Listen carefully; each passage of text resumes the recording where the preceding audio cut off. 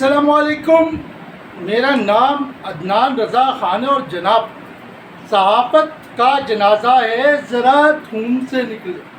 صحافت جو کہ ایک مقدس پیشہ ہے، جو کہ صحیفے سے نکلا ہے، اس کے اثر و رموز کے کار ہیں وہ ہم بھول چکے ہیں. آج کل جو سو کالڈ یوٹیوبر اور ویلاگرس ہیں، ان کو بھی ہم نے صحافی سمجھ لیا اور ان کو بھی کھلی چھوٹ دے دی. جیسے کہ ابھی گزشتہ دنوں ایک اورنگیر ٹاؤن کے علاقے میں واقعہ پیش آتا ہے، جو کہ ایک چچا میاں کی ویڈیو وائرل ہوتی ہے.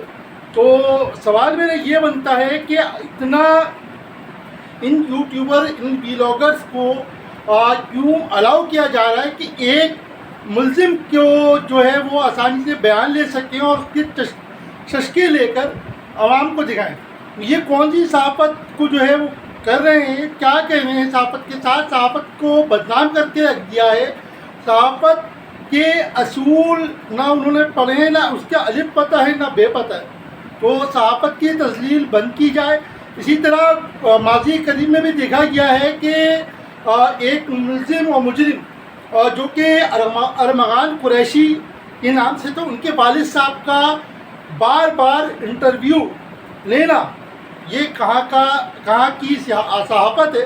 تو اس حوالے سے میں پھر وہی بات کہوں گا کہ صحافت کی تذلیل مت کیجیے. یہ ایک مقدس پیشہ ہے. صحافت کو جو ہے ایک پروٹوکول میں لے کے آیا جائے اور صحافت کے قواعد و ضوابط جو ہیں وہ واضح کرنا چاہیے. اس زمن میں جو ہے جو ہمارے یونینز بنی ہوئی ہیں جرنلسٹ کی، ان کو اور جو اس سے ریلیٹڈ ادارے ہیں، ان کو اپنا جو ہے کردار نبھانے کی ضرورت ہے، تاکہ صحافت جو ہے وہ صحافیوں کے ہاتھوں میں رہے.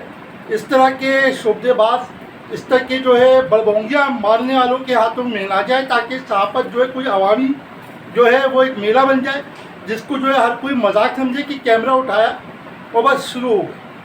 اتنا سا پیغام ہے کہ صحافت کو صحافت سمجھے اور صحافت کی تذلیل مند کریں. جزاک اللہ. اللہ حافظ.